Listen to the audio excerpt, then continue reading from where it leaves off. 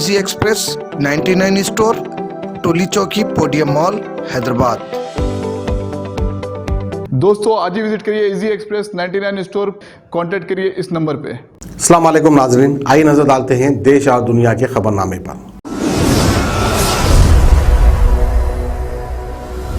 आइए अब आपको ले चलते हैं खबरनामे में, जहाँ पे सबसे बड़ी खबर आ रही है मुकेश अंबानी के घर से। जी हाँ, जैसे कि हमने आपको बताया था कि मुकेश अंबानी के घर के बाहर एक विस्फोटक लदी गाड़ी पार्क में मिली थी। वहां पर भागा हुआ ड्राइवर सीसीटीवी कैमरा में कैद हो चुका है।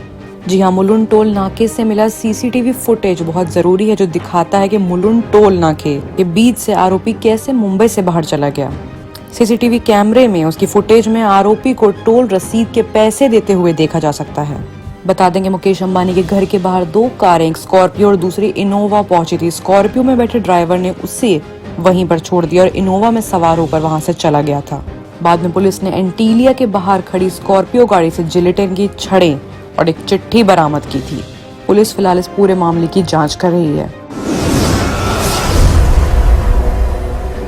वहीं दूसरी बड़ी दुख भरी खबर आ रही है दिल्ली से, कि दिल्ली की राजधानी में दिल्ली पुलिस के असिस्टेंट सब इंस्पेक्टर एएसआई ने खुद को गोली मार ली।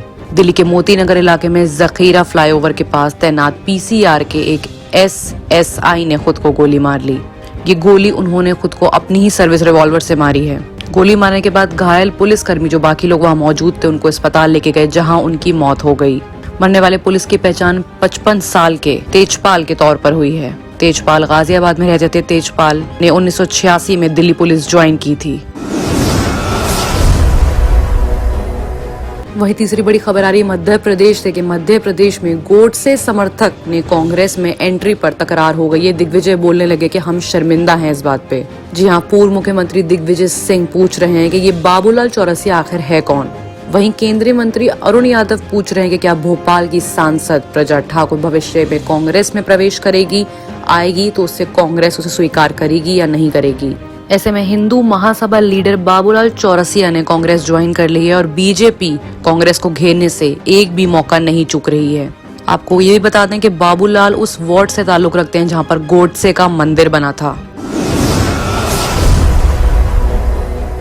और अगली बड़ी खबर आ रही है वेस्ट बंगाल से, कि पश्चिम बंगाल के ममता बनर्जी के लिए काम कर रहे प्रशांत किशोर ने शनिवार को एक ट्विटर के माध्यम से अपनी बात बीजेपी को निशाना साधकर करी। उन्होंने बोला कि 2 मई के नतीजों के बाद आप मेरा पिछला ट्वीट देख सकते हैं। बता दें कि चुनावी लीडर प्रशांत किशोर ने दावा किया है कि पश्चिम बंगाल के चुनावों में भारतीय जनता पार्टी दहाई के आंकड़े से आगे नहीं बढ़ पाएगी।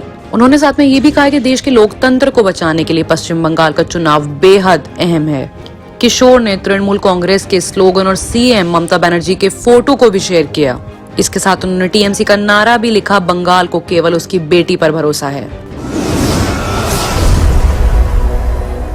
और बात अगर अब दिल्ली की करें तो दिल्ली में एक दिल दहलाने वाली वारदात सामने आ रही है। ये खबर आ रही है दिल्ली के पंजाबी बाग के डीडीयू कैंप में कुछ नाबालिगों ने मोइन नाम के एक शख्स को और उसकी मां को चाकू मारकर घायल कर दिया। बात अगर पुलिस के मुताबिक की करें तो नाबालिग रात में शोर मचा रहे थे, जिससे मोइन और उसकी मां को तकलीफ हुई। उन्होंने जाके वहां पर बात करी, झगड़ा हुआ और झगड़े का नतीजा ये निकला कि मोइन और उसकी मां को चाकू से हमला कर दिया गया। ऐसे में अगली बड़ी खबर आ रही है तमिलनाडु से, कि राहुल गांधी ने अभी हाल ही में बयान दिया है कि मैं करप्ट नहीं हूं, इसलिए बीजेपी 24 घंटे मुझ पर अटैक करती रहती है। राहुल गांधी ने साथ में ये भी कहा कि लोकतंत्र एक झटके में नहीं खत्म होता है, धीरे धीरे खत्म होता है। उन्होंने आखिर में ये भी कहा कि राष्ट्रीय स्वयं सेवक संघ ने संस्थानों के संतुलन को तबाह कर दिया है।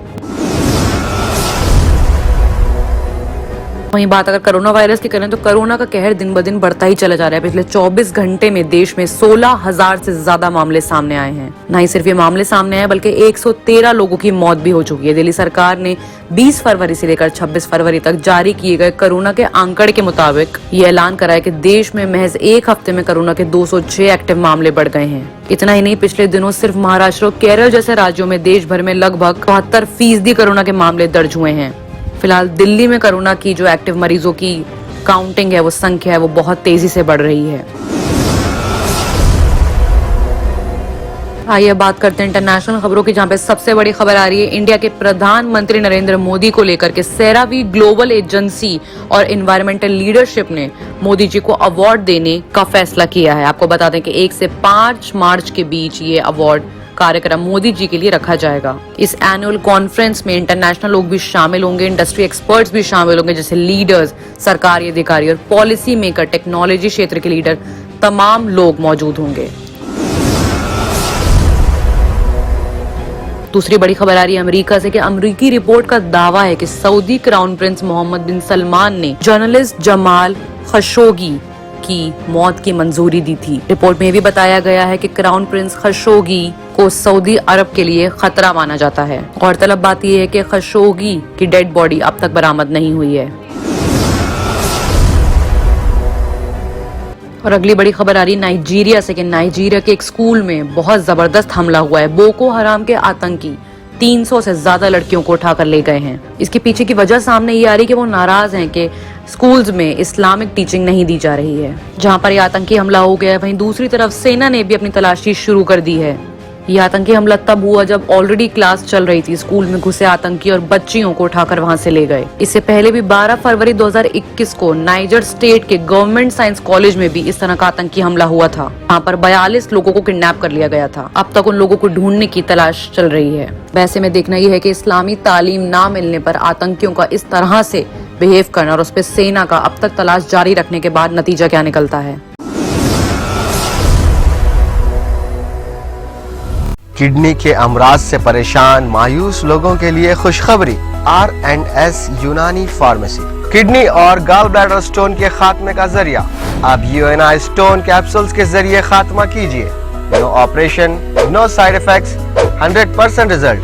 सिर्फ UNI स्टोन कैप्सूल से मुस्तहिक लोगों के लिए खुसूसी रियायत। फिर से पथरी न होने का मुकम्मल इलाज, दर्द, कॉन्स्टिपेशन और पुराने कब्ज से निजात पाइए। आज ही तशरीफ लाएं। R&S यूनानी pharmacy, first floor, syndicate bank, Bahadurpura x road, Hyderabad. Contact 9703 939 436 9063 383760।